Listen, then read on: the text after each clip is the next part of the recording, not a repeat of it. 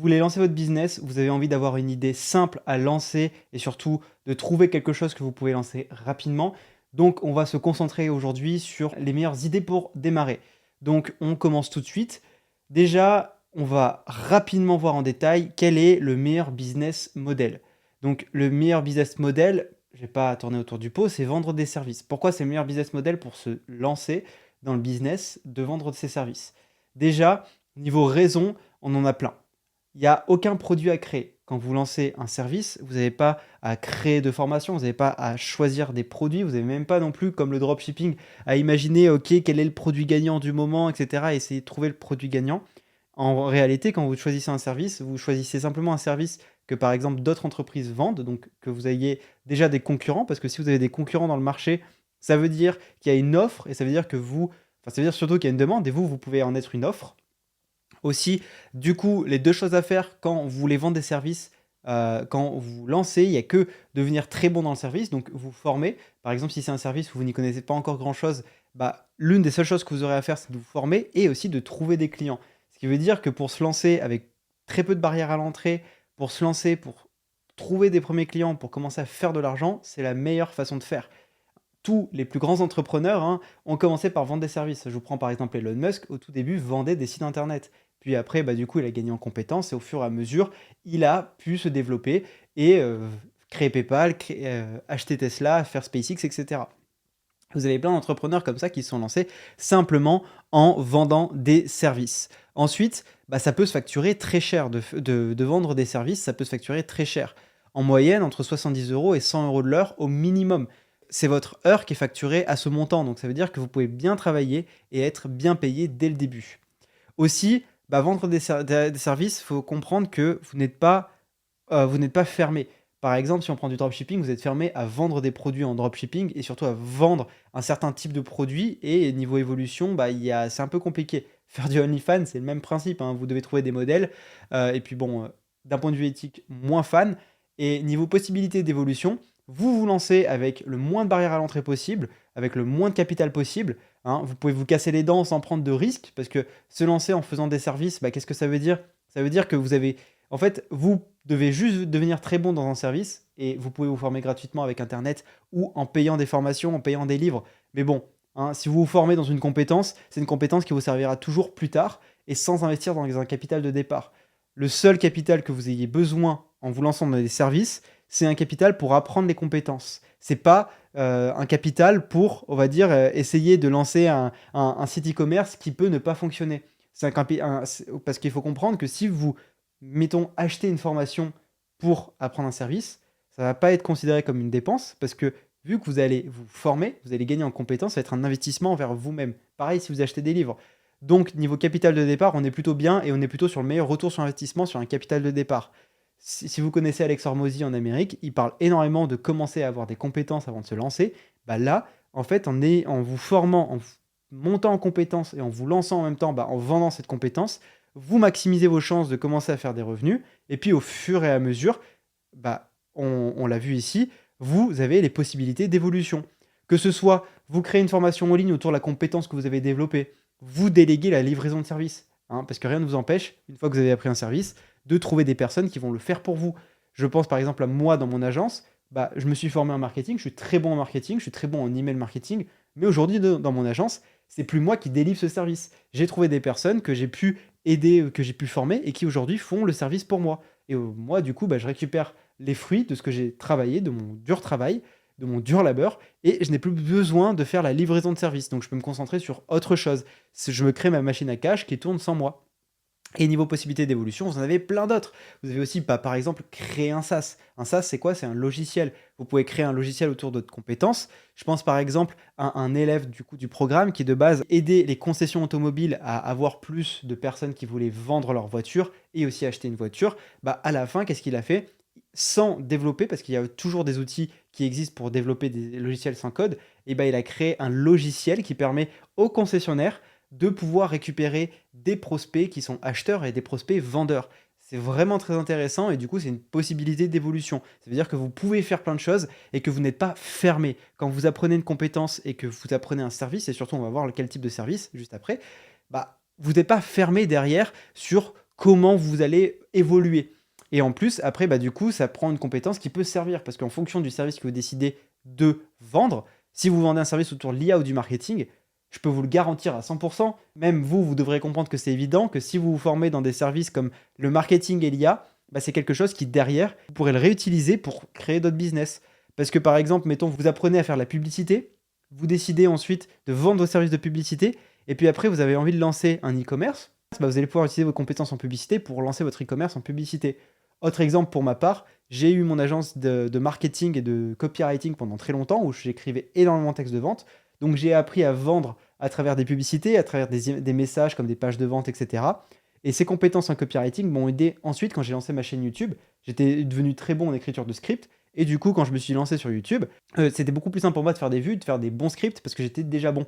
Et oui, d'accord, vous pourriez vous lancer directement en vidéo YouTube, c'est une idée, mais il faut s'attendre aussi que si vous lancez directement pour faire des vidéos YouTube, créer du contenu, vous mettrez peut-être plus de temps à faire de l'argent, vous mettrez peut-être plus de temps en e-commerce à faire de l'argent, vous prendrez aussi plus de risques. Alors que si vous lancez d'abord en mode étape préliminaire pendant 1 an, 6 mois, 1 an, à dire ok, je vais d'abord me former à fond en marketing, me former à fond dans des compétences super essentielles pour après créer les business qui me font rêver et du coup vendre aussi vos compétences en même temps pour bah, du coup commencer à gagner votre vie, bah, après ce sera beaucoup plus simple et vous ne perdrez pas forcément de temps. Exemple, vous décidez de faire 10 000 euros en 30 jours, qui est le challenge que je me suis fixé en ce moment, hein. Donc vous décidez de faire 30 000 euros, 10 000 euros en 30 jours et qu'est-ce que vous décidez de faire? Vous décidez de vous dire ok, et bah pendant 30 jours, je vais me former à une compétence qui, le 30e jour, va me permettre de faire 10 000 euros d'un coup. C'est possible, hein. Par exemple, vous dites, je vais me former à fond dans une compétence marketing et je vais prospecter à fond pour trouver un client que je signe, que je signe pour 10 000 euros. Et là, bah, en fait, tous les 30 jours, vous les aurez passés à vous former, mais à la fin, vous arriverez et vous aurez tout exposé parce que, en fait, vous aurez construit quelque chose qui va se développer au fur et à mesure. Voilà, là où je veux en venir, c'est que vente et services, en fait, c'est le meilleur moyen de commencer parce que ça vous permet de faire de l'argent rapidement, de l'argent que vous pouvez réinvestir aussi ensuite. Après, du coup, vous pouvez opter pour des services à faible barrière à l'entrée. Et les 3 grands marchés pour lesquels vendre vos services, donc il faut bien comprendre que en termes de niche et d'idées de business, ça fonctionne comme ça. Vous avez 3 grands marchés qui sont les relations, la santé et l'argent. Et en fait, les relations et la santé et l'argent, c'est des 3 grands marchés. Et en dessous, vous avez un sous-marché et en dessous, vous avez une niche. Par exemple, pour la relation, vous avez le sous-marché de la séduction dans la relation et vous avez les agences matrimoniales. Il faut bien comprendre que quand vous vous lancez dans le business, en fait, vous avez 3 grands marchés et à peu près tous les business sont reliés à ces 3 grands marchés. Donc vous, il faut trouver à quel sous-marché et quelle niche vous pouvez vous rassocier en fonction de vos compétences. Par exemple, santé, perdre du gras, coaching de sportifs pour des mères de 40 ans. Argent, vous avez plein de choses. Par exemple, vous pouvez dire argent, sous-marché immobilier, et là où vous faites du LMNP, vous faites du LMNP, pardon, du SCPI. Ou alors, dans le cas comme je vous en parle, vous faites de l'aide aux entreprises dans le marketing, l'IA et l'opérationnel. Et là, vous apprenez une des compétences qui vous aidera après à créer d'autres business, comme du SEO, de la publicité, community management, du montage vidéo, etc. Donc, quels sont les meilleurs services? Déjà, une compétence que vous avez et que vous pouvez vendre. C'est quelque chose qui est important, c'est que de se dire, ok, je vais me baser et je vais essayer d'apprendre une compétence. Quelles sont mes compétences clés aujourd'hui? Dans quel domaine ai-je de l'expérience? Et comment puis-je résoudre les problèmes de mes clients potentiels? Formez-vous dans des compétences et posez-vous ces questions. Ensuite, comment devenir très bon dans un service donné? Pour devenir très bon dans un service donné, en fait, c'est super simple. Vous lisez des livres. Vous avez plein de livres qui sont sur plein de sujets différents, donc vous pouvez trouver des livres sur le sujet. En ce qui concerne des livres de marketing pour se développer en marketing, ce sera la vidéo de demain où je vais donner des livres justement intéressants pour ça. Vous avez aussi du coup des formations. Moi je sais que Agency Lab, du coup la formation pour apprendre à créer son agence et ses services de marketing, on a des très grosses formations très pointues pour les débutants, pour les aider à devenir très bons dans chacun des services marketing associés. C'est notre cœur de métier, d'aider les gens à devenir très bons. Comme ça, en fait, vous devenez très bons dans un service. Et nous, après, vu qu'on a nos agences de marketing, on vous recrute.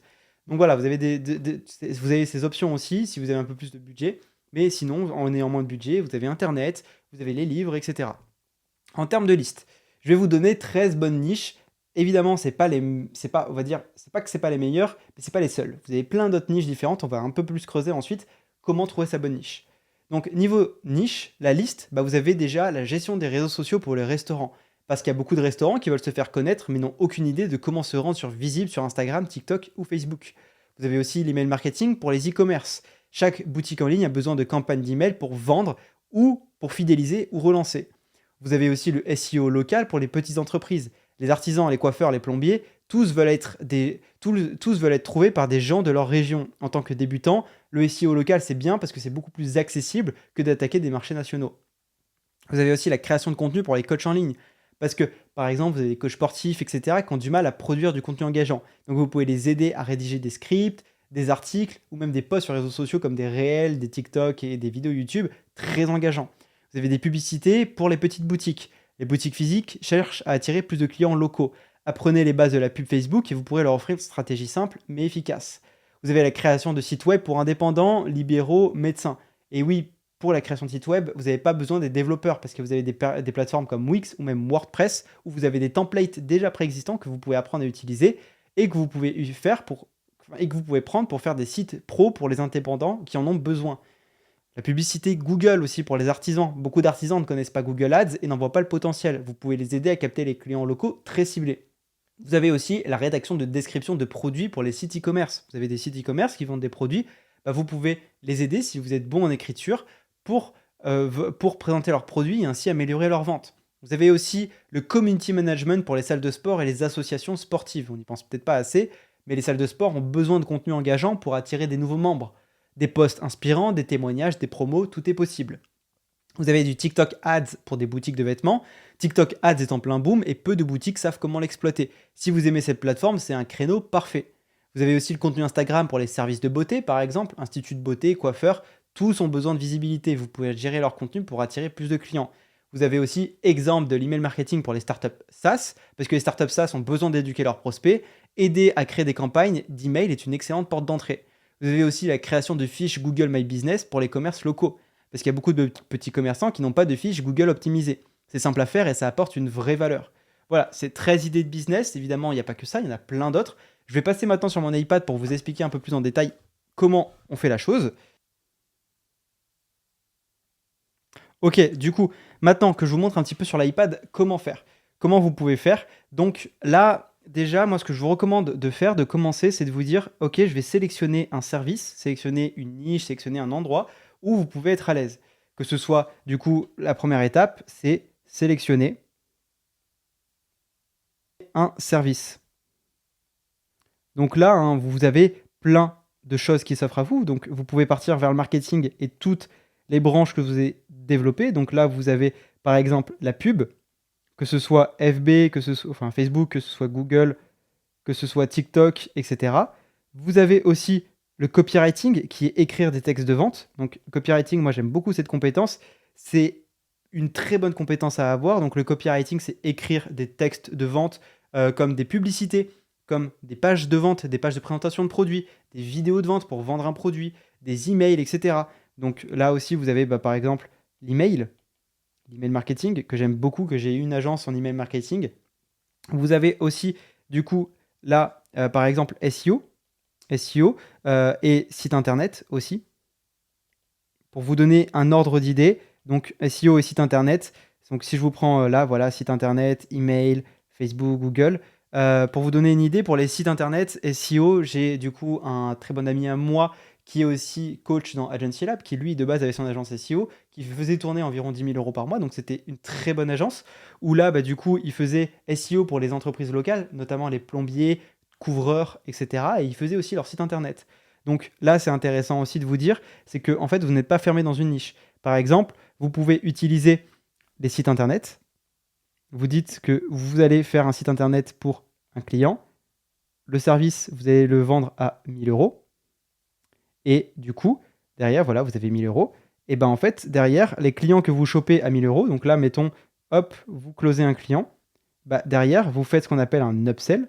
Donc vous dites, après que le client ait acheté et que ça se passe bien, vous lui dites, écoute, tu peux acheter mon service de SEO pour du coup, par exemple, 500 euros par mois.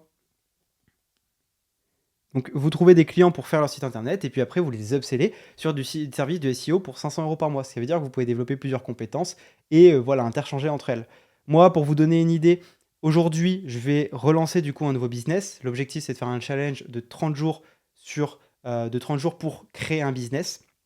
Donc moi, aujourd'hui, le service que j'ai choisi pour faire ce challenge, c'est un service dont j'ai une compétence. Euh, c'est ici. Ces 3 livres, vraiment, mais j'en reparlerai un peu plus en détail, mais ces 3 livres m'ont aidé à développer cette compétence que je vais vendre en service. Si vous avez ces 3 livres, donc du même auteur, voilà, mais j'en reparlerai plus demain hein, pour ces 3 livres, pas de souci. Ces 3 livres vont me permettre de développer la compétence de tunnel de vente, que j'ai déjà hein, évidemment, mais c'est ce que j'ai utilisé au début pour me lancer. Et du coup, moi, mon service, au début, quand je vais me lancer, du coup, j'ai choisi tunnel de vente. Donc, tunnel de vente, je vais aider les entreprises à faire des tunnels de vente avec, du coup, vidéo de vente. Donc, on appelle ça une VSL, du Video Sales Letter. Aussi, du coup, la funnel building. Et ads. Voilà. Je vais lancer ce service, moi, pour me relancer sur 10 000 euros en moins de 30 jours. Des tunnels de vente. Vous n'êtes pas obligé de faire comme moi, évidemment, c'est pas là où je veux en venir. C'est que moi, ce que j'ai choisi de faire pour mon service, c'est de faire de la VSL, du funnel building et des ads. Et du coup, maintenant, comment j'ai réfléchi en termes de pricing, etc. En termes de pricing, en fait, vous avez, on va dire, 3 options qui s'offrent à vous. Vous avez la première option en termes de pricing, c'est quoi? C'est ce qu'on appelle un tarif fixe. Voilà, vous avez un tarif fixe. Un tarif fixe, par exemple, si vous facturez, mettons, 1000 euros. Voilà, 1000 euros en une fois, par exemple pour un site internet, ou 1000 euros par mois. Donc là, c'est ce qu'on peut appeler du récurrent. Là, ça va vraiment dépendre de votre service. Ça va vraiment dépendre de ce que vous allez faire. Moi, je sais que je vais aider simplement à la construction du tunnel de vente. Donc, je vais aider sur la création de sous celui-ci et je vais décider de facturer en une fois. C'est un choix. J'ai décidé de le faire en une fois pour pouvoir aller vite. Moi, du coup, ce que je vais faire, c'est c'est 1000 euros par mois. Moi, c'est soit 5000 euros en une fois, soit 1000 euros par mois pendant 5 mois. Voilà. Voilà concrètement comment j'ai décidé de construire mon offre. Je vais vendre des tunnels de vente, pardon, pour aider à avoir plus de clients. Ensuite, vous avez aussi le tarif, ce qu'on peut appeler à la performance. Donc la performance, c'est du coup un pourcentage. Pourcentage, donc par exemple, c'est, mettons, grâce à moi, tu fais 20 000 euros. Je prends 10%. Je gagne du coup 2000 euros. C'est une idée. Et vous avez aussi la troisième option qui est un méli-mélo des deux. Donc fixe plus performance. Donc par exemple, vous dites, ok, bah, ça coûte 5000 euros plus 5%. Voilà, par exemple.